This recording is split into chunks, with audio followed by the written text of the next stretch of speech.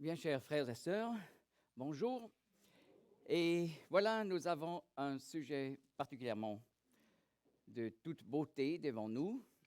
Rencontre au temple avec le Messie Jésus.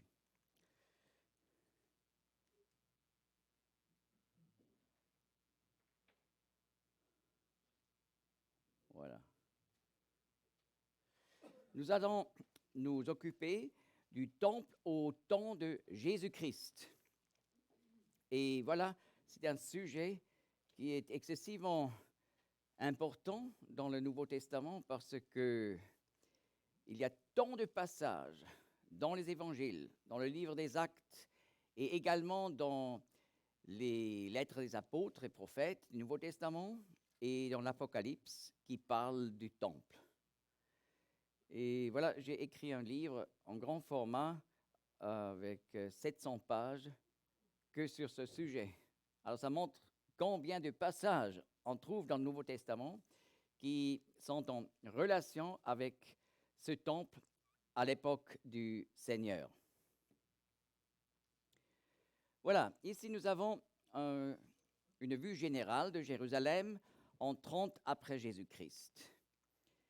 Ce qui tombe tout de suite à l'œil, c'est le fait que l'esplanade du temple occupait le 10e de la surface de Jérusalem d'autrefois. Donc, avec les 144 000 mètres carrés, c'était le plus grand ou un des plus grands édifices du monde entier à l'époque. Et voilà, ce temple a été agrandi et doublé, ce qui concerne la surface, dans les années juste avant la naissance du Seigneur. Souvent, des gens en parlent à cause de ça du temple d'Hérode. Mais en fait, il n'est pas juste de parler du temple d'Hérode. C'est mieux de parler du deuxième temple. Le premier temple, c'était à Jérusalem, c'était le temple de Salomon. Et après le retour de la captivité babylonienne, le peuple juif a reconstruit le temple, et c'était donc la construction du deuxième temple. Mais on ne compte un nouveau temple seulement après la destruction du précédent. Donc le temple de Salomon a été détruit par Nebuchadnezzar, voilà l'époque de la captivité babylonienne. Ensuite, les Juifs sont retournés au pays des ancêtres et ils ont reconstruit le temple, donc ils ont bâti le deuxième temple. Et à l'époque d'Hérode, ce deuxième temple était vraiment dans un état un peu lamentable. Il fallait le restaurer. Et voilà Hérode, ce roi que les Romains ont institué sur le peuple juif. Il voulait se faire accepter par les Juifs, et c'est pour ça, lui qui était excessivement riche, a donné beaucoup de l'argent pour la rénovation.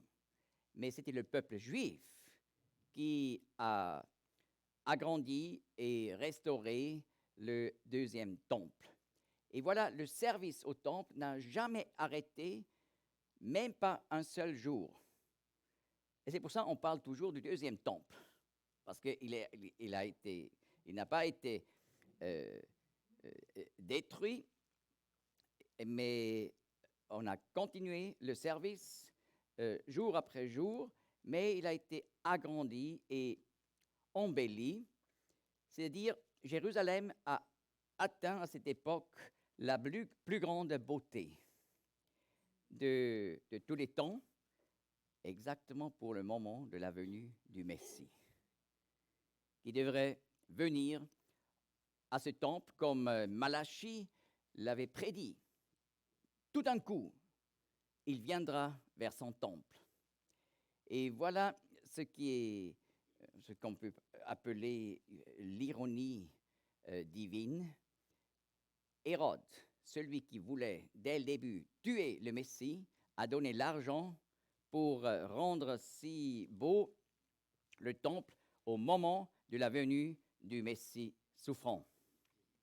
Vous voyez ici la vallée du Cédron qui sépare le mont du Temple, le mont Sion ou mont Morija, du mont des Oliviers. Et là, au sud de la ville, nous avons la piscine de Siloé, que nous connaissons par Jean 9, par exemple. Voilà, Jérusalem à l'époque du Seigneur. Tout d'abord, j'aimerais expliquer le symbolisme du temple. Alors, comment comprendre la signification spirituelle du temple? Eh bien, nous apprenons par Jean 2 que le temple parlait de la personne du Sauveur, du Messie. En Jean 2, 19, voilà le Seigneur Jésus dans le deuxième temple. Jésus leur répondit, « Détruisez ce temple, et en 3 jours je le relèverai. » Les Juifs, ça veut dire les conducteurs du peuple juif dans l'évangile de Jean, les Juifs dirent alors, « Il a fallu 46 ans pour bâtir ce temple. » Voilà, il parle de cette rénovation avec l'argent du roi Hérode. Il a fallu 46 ans pour bâtir ce temple, et toi, en 3 jours, tu le relèveras. Et Jean explique, mais lui parlait du temple de son corps. Alors on comprend que le temple à Jérusalem parle du temple du corps du Messie. Et cela, on a déjà pu savoir par Ésaïe 8. J'aimerais encore ouvrir ce passage.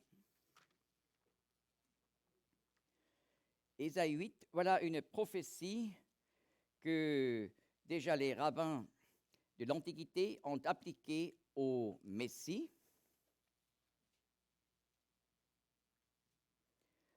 Je lis au verset 14. Ésaïe 8, 14.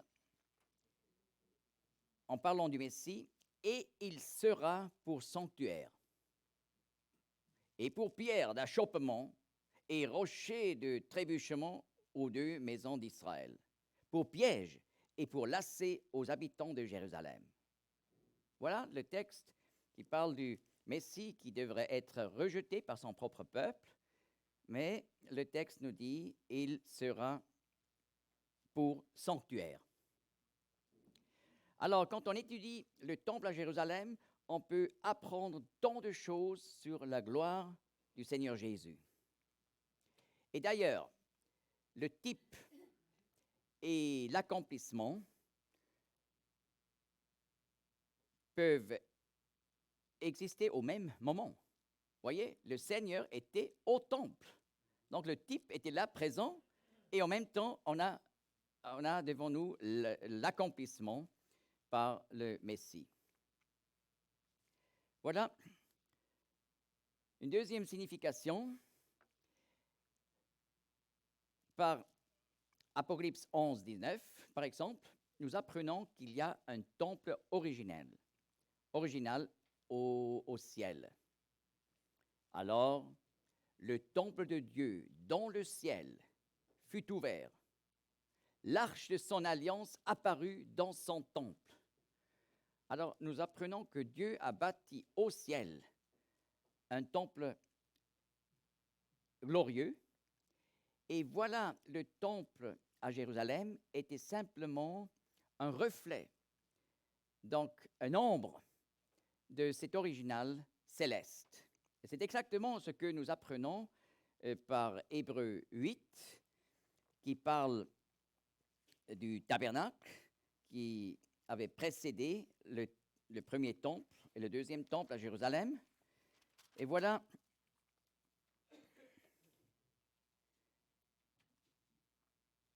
j'ouvre dans ma Bible Hébreux 8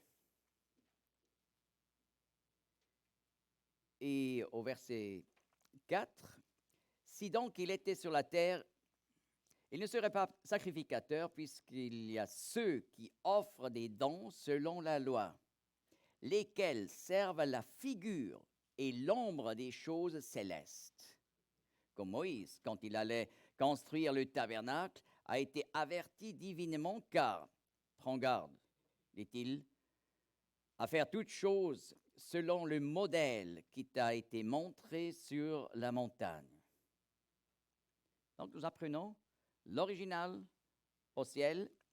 Le tabernacle était une copie, comme plus tard le premier temple de Salomon, le deuxième temple, et d'ailleurs aussi le troisième temple qui est encore à construire dans l'avenir. Ils sont tous donc un nombre de l'original. Et ce qui est aussi intéressant, c'est de constater un nombre. C'est une réalité 2D, n'est-ce pas? Seulement avec 2 dimensions. Et l'ombre jetée par le corps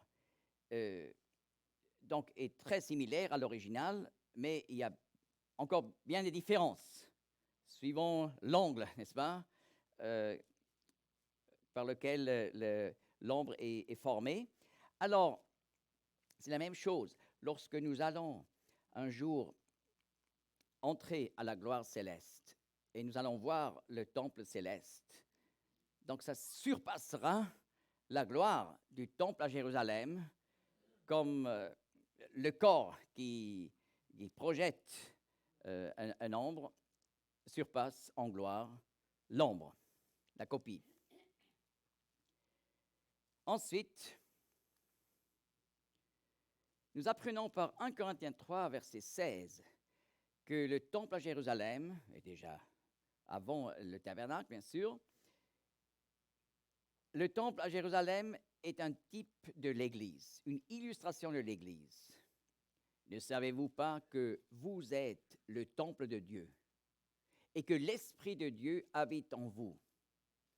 Alors aujourd'hui, dans cette époque de la grâce, l'Église est le temple de Dieu. Et voilà, chaque croyant est une pierre vivante qui compose cet édifice. Et ainsi, nous pouvons constater le fait que lorsque nous allons étudier le temple à Jérusalem, nous pouvons apprendre bien des choses concernant le plan de Dieu, le dessein de Dieu qui touche l'Église. Également, là, il est remarquable, tout au début de l'existence de l'Église, qui a été née en Acte 2, Pentecôte, 32 après Jésus-Christ, voilà les premiers croyants de l'Église, ils se rassemblaient chaque jour dans le temple à Jérusalem. Eh bien, on avait là le type, le deuxième temple, et en même temps l'accomplissement dans l'Église, mais à la même époque. Pourquoi je dis ça? Parce qu'il y a toujours des personnes qui pensent que c'est impossible que le type et l'accomplissement existent au même moment. Donc, lorsqu'il y a le type, il ne peut pas avoir l'accomplissement. Ce n'est pas juste. On voit aussi là que le type et l'Église coexistaient au même moment. Mais il y a encore un quatrième aspect. Dans la même épître de Paul, où il parle de l'Église qui forme ensemble le temple de Dieu, il parle au chapitre 6 de l'individu croyant. 6, 19. Ou bien, ne savez-vous pas que votre corps est le temple du Saint-Esprit, qui est en vous et que vous avez de Dieu, et que vous n'êtes pas à vous-même, car vous avez été achetés à prix. Glorifiez donc Dieu dans votre corps et dans votre esprit qui appartiennent à Dieu. Eh bien, nous apprenons que le temple à Jérusalem parle de chaque croyant de la période de l'Église, de la grâce. Eh bien, c'est un peu difficile, tous ces différents aspects. Mais on peut simplifier et comprendre exactement ces différents aspects. Il faut simplement retenir 3 termes: archétype, copie et signification. Alors, l'archétype, nous avons au ciel le temple céleste. Mais nous avons sur la terre la copie, le temple à Jérusalem. Et maintenant, et l'archétype et la copie ont une signification spirituelle. Parlons de la personne du Seigneur Jésus, le Messie. Parlons de l'Église, donc de l'ensemble des croyants de l'époque depuis Pentecôte, acte 2, jusqu'à l'enlèvement de l'Église, 1 Thessaloniciens 4, 13 et suivants. Et il parle également de chaque croyant individuellement. Alors, de cette façon, nous allons faire une approche du symbolisme du temple à l'époque du Seigneur. Tout d'abord, une vue d'ensemble. Voilà, nous sommes maintenant sur le mont des Oliviers et nous avons une vue générale du temple à l'époque du Seigneur. Voilà, au centre, le temple proprement dit. Donc, la maison avec le lieu très saint, le lieu saint et un portique devant. Voilà la hauteur à l'époque du Seigneur, 100 coudées. Donc, un édifice de 52,5 mètres. Ça correspond aujourd'hui à une maison avec une vingtaine d'étages. Et tout était couvert d'or. Des plaques d'or massifs. Et là où il n'y avait pas d'or, c'était de la pierre blanche, très précieuse. Et voilà, tout cela était entouré par une cour intérieure que les rabbins ont appelée la cour de la Shekhinah. Shekhinah, c'est le terme rabbinique hébreu pour parler de la gloire divine qui s'est manifestée comme une nuée sur le tabernacle et aussi sur le temple de Salomon. La nuit, c'était un feu, une colonne de feu. Et alors, les rabbins ont comparé le temple à Jérusalem avec le tabernacle. Et voilà, le tabernacle était vraiment la plus simple réduction du temple céleste. Il y avait juste la tente, l'habitation de Dieu, et autour une petite cour, et ça on a appelé la cour de la Shekhinah. Donc, cela est représenté à Jérusalem de cette façon. Mais devant la cour intérieure, il y avait une deuxième cour, c'était la cour des femmes.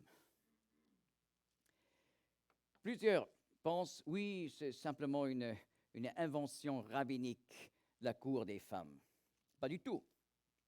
Déjà, à l'époque du tabernacle, nous apprenons dans le livre de l'Exode que des femmes pieuses se rassemblaient à l'entrée de la tente d'assignation pour prier. Donc, juste avant la cour intérieure, c'était déjà à l'époque de Moïse la place où des femmes se rassemblaient pour prier. Et cela a déjà anticipé donc cette place d'une deuxième cour, la cour des femmes. Ensuite, on voit comme ces deux cours intérieures sont placées sur un carré de 500 sur 500 coudées. Cela représente exactement l'esplanade du temple à l'époque de Salomon. C'était un carré de 500 sur 500 coudées, donc 262,5 mètres sur 262,5 mètres.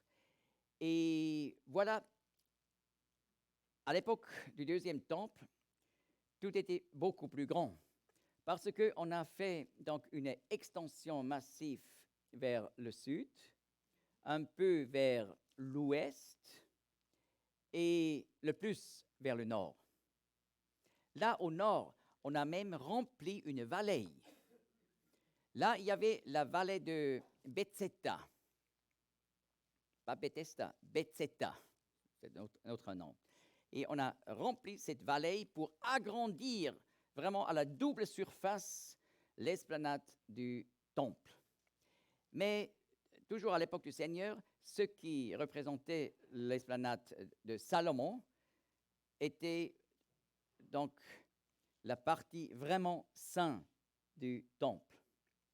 Et voilà, tout ce qu'on a ajouté, c'était simplement pour recevoir de la place pour les païens. N'est-ce pas? Il y a 2000 ans, on constate le fait que beaucoup de païens dans l'Empire romain avaient vraiment assez de tous ces dieux gréco-romains qui commettaient adultère, qui faisaient des querelles terribles et qui volaient des êtres humains, etc. Donc pour eux, c'était vraiment du non-sens. Et beaucoup avaient le désir de connaître le seul vrai Dieu, un Dieu éternel, mais personnel. Et on entendait d'un peuple un peu, non, même très étrange, très différent, le peuple juif, qui, depuis 63 avant Jésus-Christ, a commencé à faire partie de l'Empire romain. C'était le moment de la conquête par Pompée, n'est-ce pas? Et on entendait, ils ont un temple à Jérusalem qui est le témoignage de ce seul vrai Dieu. Et on savait aussi que le peuple juif avait le droit de construire seulement un temple, un seul temple. Pourquoi? Parce que cela devrait être un témoignage qu'il y a seulement un vrai Dieu. N'est-ce pas? Les païens, ils avaient beaucoup de dieux et beaucoup de temples. Mais le peuple juif avait seulement le droit à construire un temple, et non pas n'importe où, mais exactement dans le lieu que l'Éternel a choisi pour faire habiter son nom, comme nous apprenons par le Deutéronome, 21 fois, donc 3 fois, 7 fois. Eh bien, il y avait bien des païens de tout l'Empire romain qui venaient à Jérusalem pour apprendre à connaître le seul vrai Dieu, et c'est pour ça qu'il fallait de la place. C'est pour ça qu'on a agrandi de cette façon.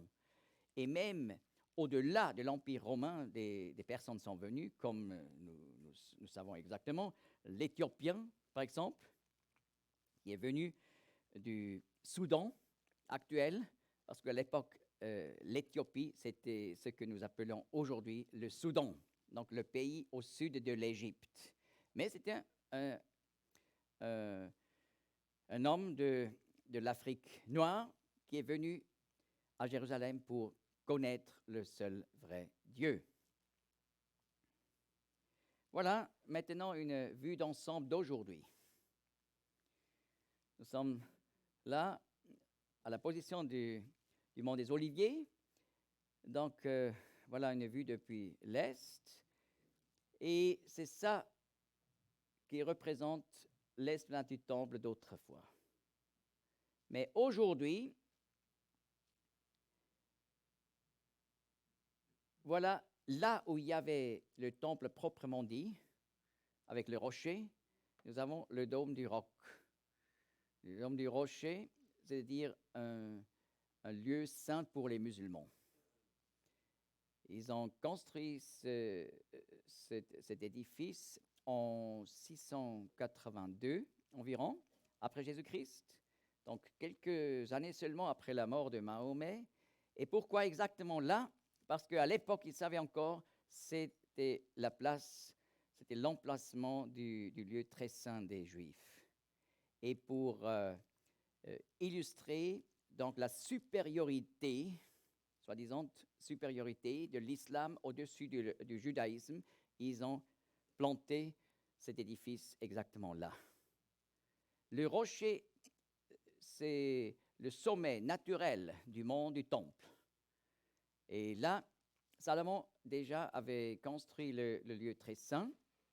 Et voilà, les musulmans ont fait la conquête de cette place particulièrement. Là, au sud de l'esplanade, ils ont, quelques années plus tard, encore construit la mosquée El-Aqsa.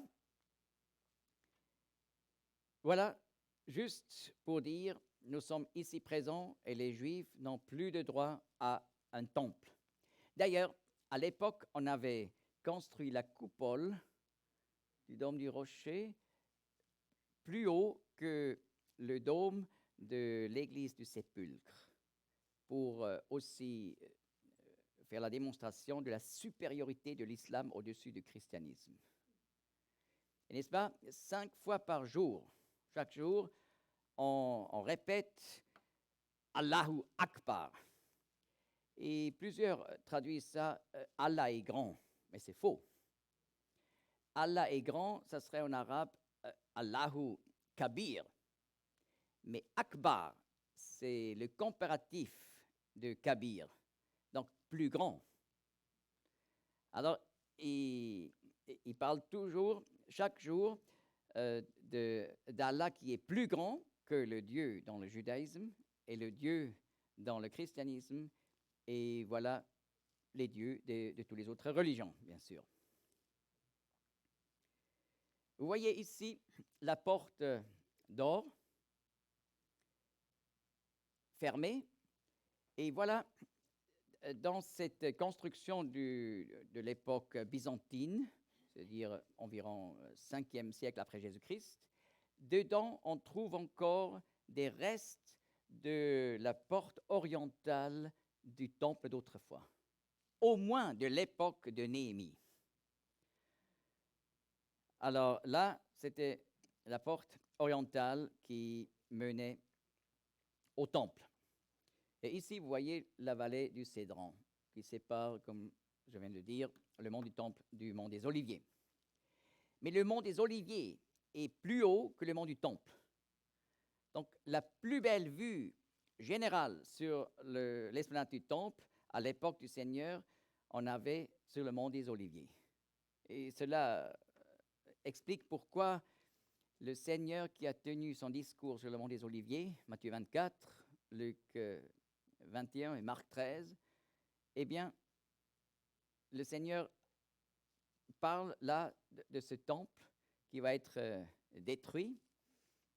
Il parle des signes de la fin des temps lorsqu'il va revenir sur le mont des Oliviers. Tout cela explique le contexte de ce discours merveilleux du Seigneur.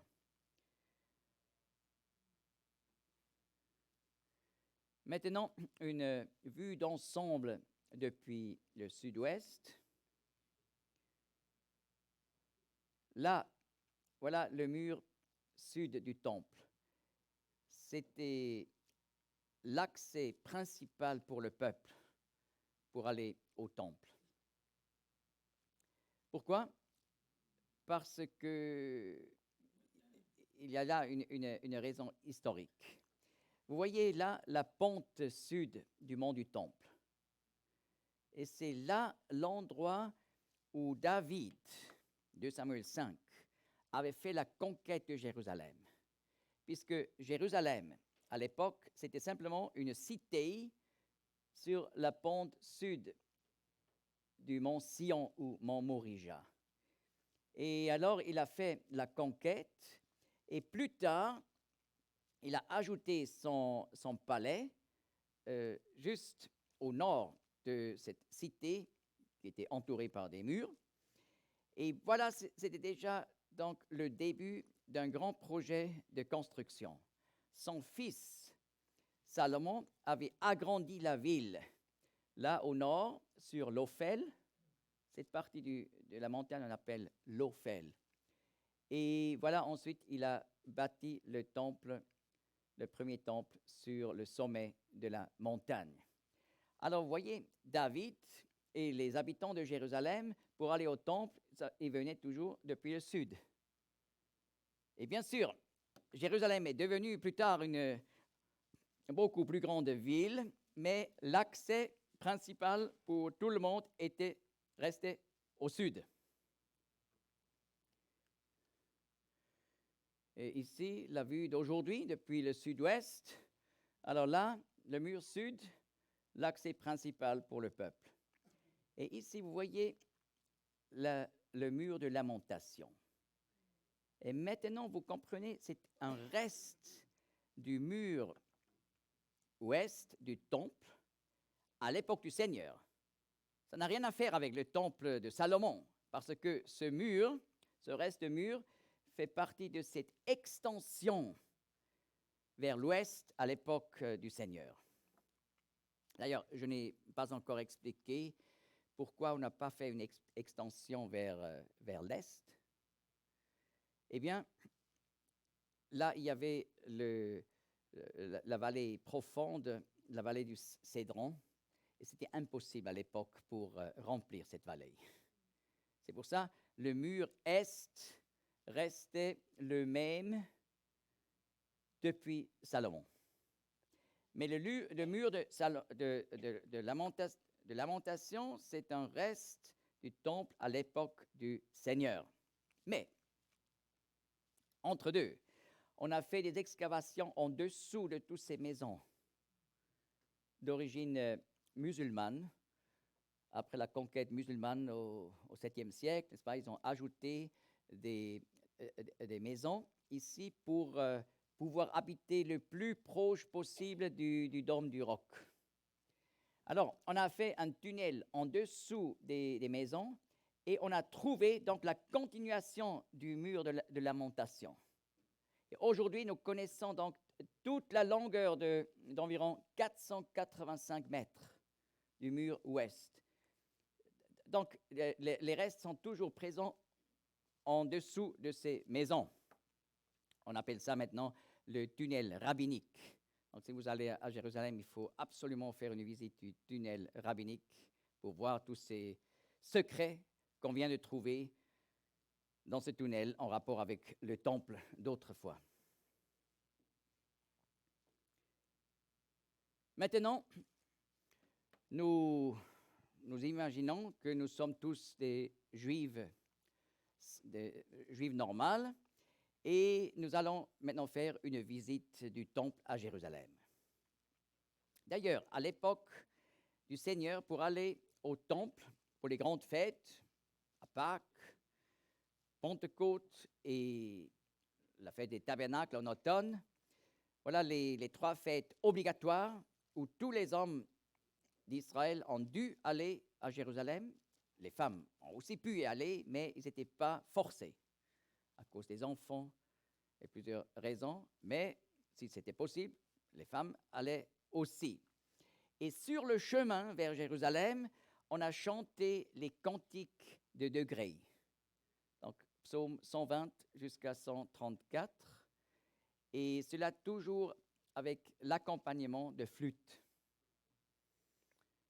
Et voilà, on a chanté, par exemple, le psaume 122, verset 1er, et aussi le Seigneur, lorsqu'il a commencé à 12 ans d'aller à Jérusalem pour les fêtes obligatoires, donc une année avant d'être adulte.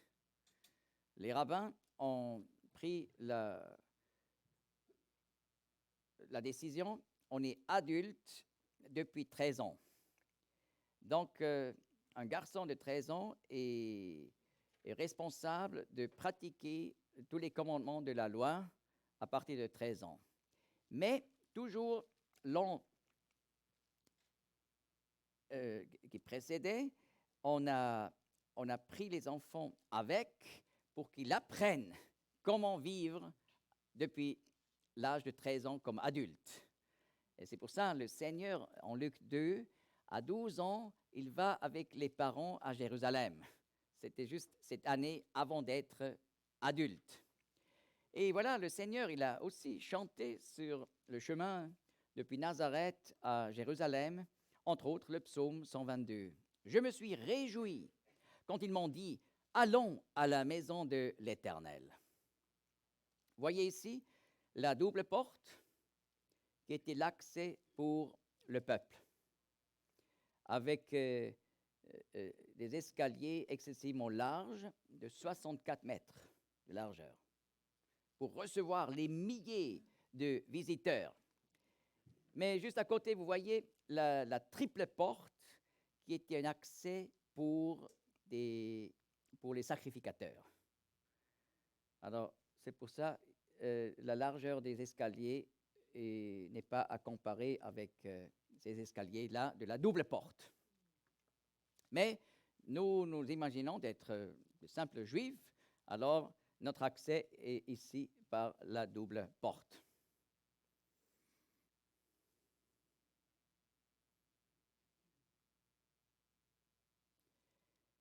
Voilà la double porte, c'est la belle porte que nous connaissons par Acte 3. Et ainsi, on comprend où était exactement la place de la guérison du paralytique en Acte 3.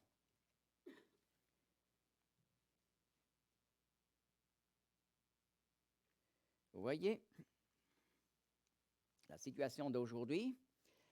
Après la guerre des 6 jours, c'était possible de faire des excavations sur l'Ophel. Donc, c'est sur cette partie de la montagne, juste devant le mur sud. Et on a trouvé cet accès des escaliers, cet accès principal vers la belle porte. Et vous voyez ici donc une porte refermée par des pierres. Ça, c'est l'entrée à droite de la belle porte. Donc, encore l'original. Voilà, cette construction ici date sans doute de l'époque byzantine, et ce serait mon désir qu'on pourrait détruire ça pour trouver plus de restes du temple, mais ça poserait encore plus de problèmes à Jérusalem et on en a assez déjà. Ici, voilà, cette construction date de l'époque musulmane, mais là, cette pierre-là, cette grande pierre, c'est encore la pierre originelle qui était juste au-dessus de l'entrée de la belle porte. Et vous voyez cette construction d'un arche ici. Ça, c'est aussi encore l'original. Et on a construit cette arche afin que le poids des pierres au-dessus de la porte ne brise pas l'entrée ici. Donc, avec ça, on a mis le poids sur les poteaux, voyez. Donc, on a utilisé toute intelligence, connaissance de l'architecture à l'époque pour faire le temple de Dieu.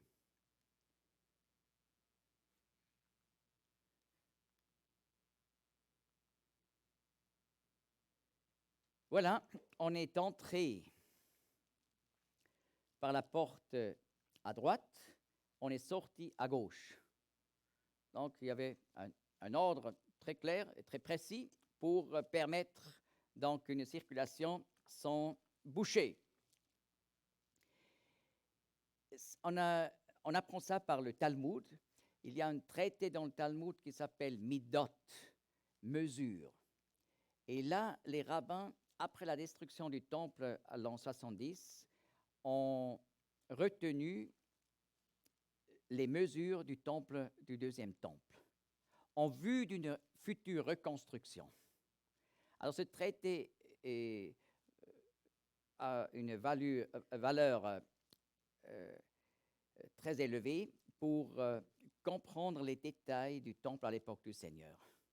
parce qu'on y trouve tant d'informations spécifiques. Et alors là, on apprend, on est entré à droite, sorti à gauche. Seulement si on avait des problèmes dans la vie, on avait la permission d'entrer à gauche.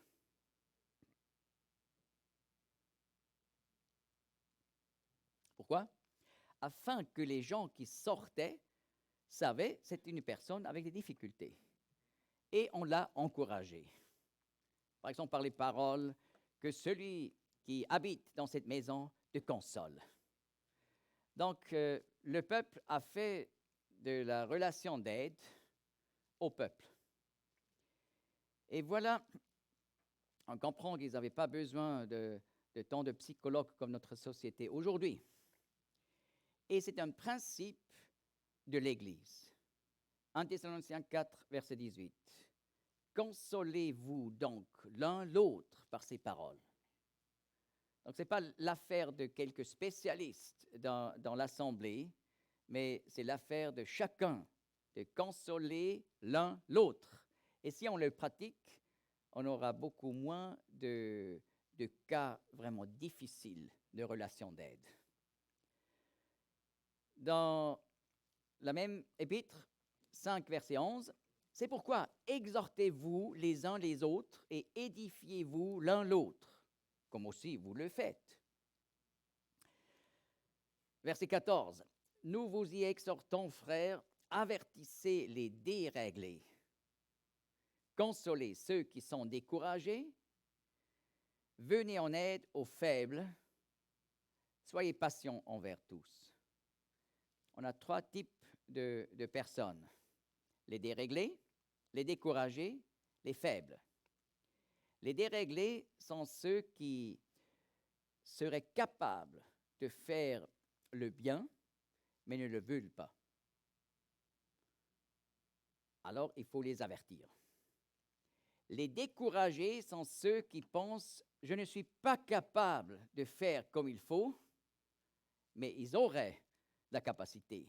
Donc, il faut les consoler. Et voilà, les faibles sont ceux qui, pour plusieurs choses, ne sont pas capables. Mais il faut venir en aide.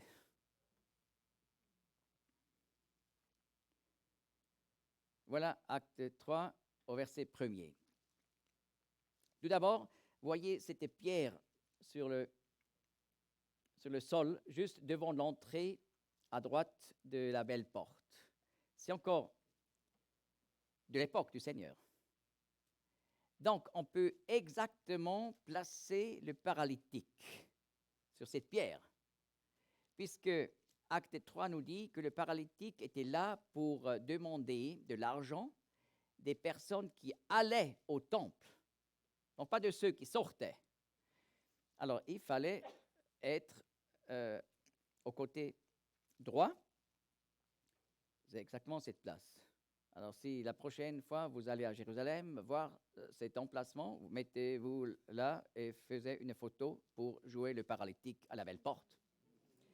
Mais c'est quand même intéressant comme on peut marcher vraiment sur les traces du Seigneur et de ses disciples. N'est-ce pas? Je pense à Lessing. C'était un des grands philosophes de l'époque du siècle des Lumières. Et il pensait d'avoir les Lumières. Mais Lessing, il a dit, il y a donc une grande séparation entre nous et les événements bibliques. Pour dire, en fait, on ne peut pas savoir ce qui est historique ou ce qui est légende dans la Bible. De toute façon, nous sommes complètement séparés de ces événements bibliques. Oui, peut-être à l'époque de Lessing, au siècle des Lumières, mais aujourd'hui, on a fait de tels progrès en archéologie biblique qu'on peut vraiment marcher sur les traces du Seigneur avec une précision vraiment remarquable. Il s'agit des centimètres carrés exacts. Pierre et Jean montaient au temple à l'heure de la prière, la 9e.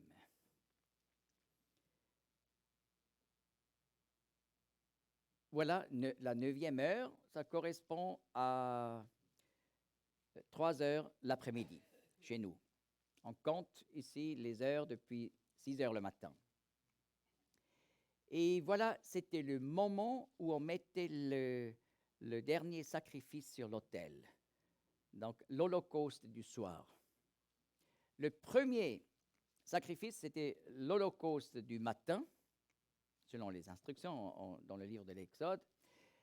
On mettait ce sacrifice à 9 heures, donc à la 3e heure du matin, chez nous, 9 heures le matin, sur l'autel. Et tous les autres sacrifices, aussi les sacrifices volontaires, etc., c'était entre deux. Donc, le service des sacrifices au temple se faisait depuis 9 heures le matin jusqu'à 3 heures l'après-midi. Et nous réalisons, ce sont les heures de la crucifixion du Seigneur. Il a été cloué à la croix à 9 heures le matin, 3e heure, et il est mort à la 9e heure, donc chez nous, 3 heures l'après-midi. Et cela pour nous montrer que le Seigneur, dans son sacrifice parfait à la croix, il a accompli tous les sacrifices du système de la loi. Alors là, ils sont montés à l'heure de la prière, parce qu'au même moment où on a mis l'Holocauste du soir, c'était un moment de prière publique. Et voilà, Pierre et Jean sont montés là au temple pour se rendre à cette réunion de prière. D'ailleurs, juste pour compléter, en acte 2, le jour de Pentecôte, voilà, Pierre explique aux gens qui se sont moqués et qui ont dit, voilà, ces disciples qui parlent dans des langues étrangères, ils sont pleins de vin. Alors il dit, c'est la 3e heure. Donc ils ne sont pas du tout pleins de vin. Et il faut savoir, dans le judaïsme à l'époque du Seigneur, ce n'était pas permis de prendre le petit déjeuner avant 10 heures. Parce qu'avant, on a mis l'Holocauste du matin pour l'Éternel sur l'autel.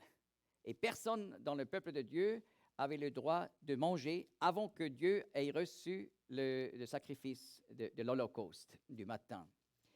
Et alors, Pierre dit, c'est la 3e heure, donc 9 heures le matin.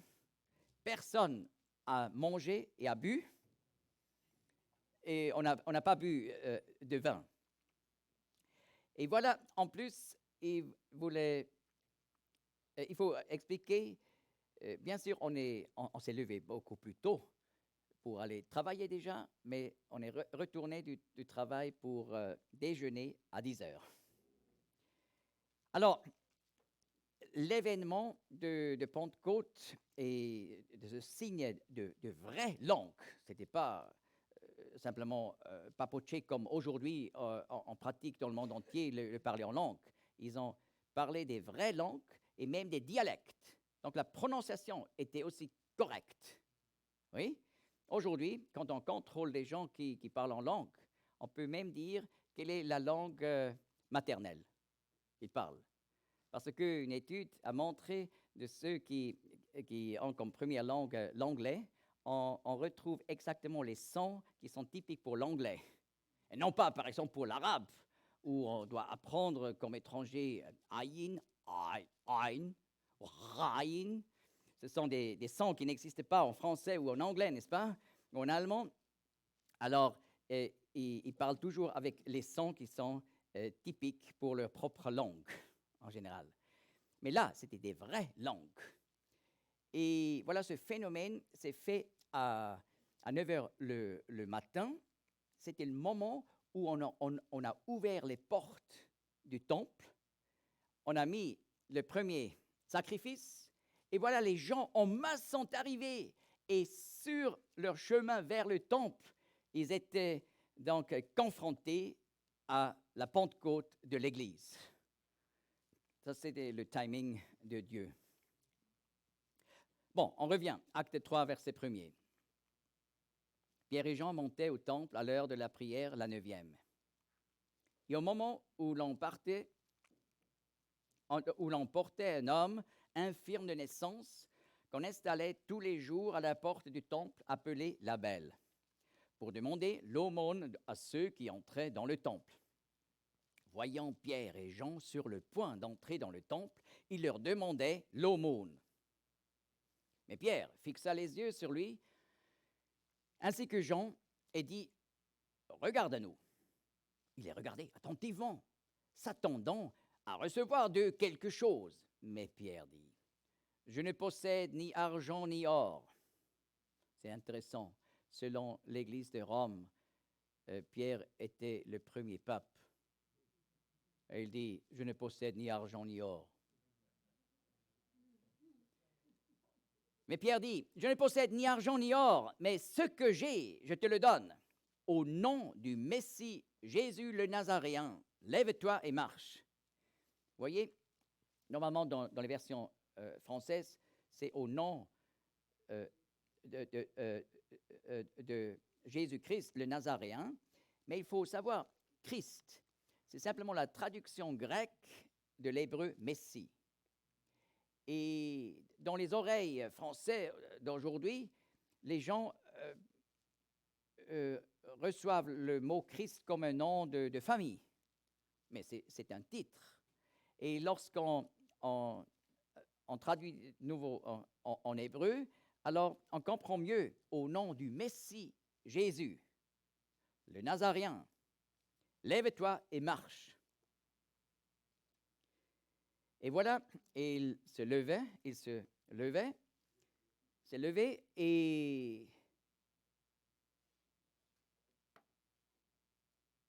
il a sauté là autour et ensuite il est entré avec les apôtres au temple. La première fois dans sa vie, il a pu entrer. Donc, il était vraiment jusqu'alors un homme en dehors de la porte de la maison de Dieu. Et c'est effectivement notre position naturelle. Nous sommes nés sans relation avec Dieu. En quelque sorte, nous sommes en dehors, devant la porte. Et comme lui, qui était un paralytique depuis la naissance, nous sommes incapables de marcher selon Dieu, selon les commandements de Dieu. Nous sommes des paralytiques depuis le ventre de notre mère. Et c'était ça la réalité pour lui. Mais ce jour-là, il a fait une rencontre avec le Messie devant la porte du temple. Au nom du Messie Jésus le Nazaréen, lève-toi et marche. Et il a reçu la force pour marcher. Et c'est une illustration de la conversion, n'est-ce pas? Lorsque on reconnaît le Seigneur Jésus comme Messie, cela veut dire comme sauveur du monde, on reçoit de lui la force pour marcher selon Dieu. Et bien sûr, lorsqu'il a sauté ici, on a de la compréhension, ce n'est pas un enthousiasme exagéré. Si on peut sauter de joie le jour de la conversion, où on réalise qui est le Seigneur Jésus, qu'est-ce qu'il a accompli à la croix pour moi. Mais voyez ici quelques escaliers, quelques degrés des escaliers originels devant la porte, devant la belle porte. Voyez, ils sont taillés directement du rocher naturel du mont Sion. Voyez, un jour, j'ai commencé à prendre un enfant après l'autre avec moi seul pour aller en Israël lorsque j'ai donné des conférences là-bas. Un jour, j'ai pris, c'était le tour de Tirsa. Elle avait 6 ans, maintenant elle a 29, elle aura 29. Alors elle était un peu plus petite. Alors comment faire avec un enfant de 6 ans de l'archéologie biblique? Eh bien, j'ai dit, là, cours sur ces escaliers vers la porte. Et là, Elle a couru, elle dit Scott neutre. Ça veut dire ça va pas. Et j'ai expliqué, tu vois, les architectes à l'époque, ils ont intentionnellement fait des degrés là, court, long, parfois court, donc irrégulier, pour décourager les gens de courir sur ces escaliers pour aller au temple. Il fallait monter à la maison de Dieu avec une dignité, lentement. Alors, ce lieu était vraiment caractérisé par le fait, ici, on ne saute pas. Mais la parole de Dieu nous dit, en acte 3, il a sauté. Donc, cela souligne encore cet événement unique qui nous parle de la conversion. Et il y a des croyants qui pensent le plus, qui sont avancés dans la foi, le moins important était le moment de la conversion où ils n'avaient encore rien compris, n'est-ce pas? Mais on voit dans la vie de Paul que la conversion est devenue toujours plus grande pour lui. N'est-ce pas? On a 3 récits de la conversion dans le livre des Actes, chapitre 9, 22, 26. Et quand on compare la description de la lumière qu'il a vue devant la porte de Damas, eh bien, ça devient toujours plus clair. Et la 3e fois, il dit, « Au roi, à midi, j'ai vu une lumière qui surpassait la splendeur du soleil. » Mais avant, c'est mentionné une grande lumière. Mais ça devient toujours plus grand. Et en fait, le plus qu'on avance dans la foi, le plus on devrait être stupéfié que le Seigneur a ouvert notre cœur, comme il a ouvert le cœur de Lydie, et qu'il nous a tirés dans sa grâce à venir vers lui. Et ces grâces devraient devenir toujours plus grands pour nous. Eh bien, ce que le paralytique a vécu, c'est décrit dans le livre de chants du temple. Le livre des psaumes, n'est-ce pas? C'était le livre de chants du temple. Et dans le psaume 40, verset 2, nous lisons « Il m'a fait monter. Il a mis mes pieds sur un roc. Il a établi mes pas. » C'est exactement ce qu'il a vécu ici devant la belle porte. « Et il a mis dans ma bouche un cantique nouveau, la louange de notre Dieu. » Le cantique nouveau, qu'on retrouve à plusieurs reprises dans l'Ancien et dans le Nouveau Testament, c'est toujours le cantique du salut.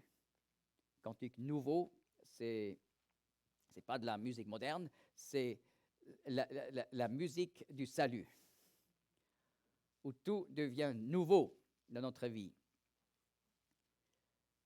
Est-ce que c'est correct? Je vais jusqu'à 45, en fait.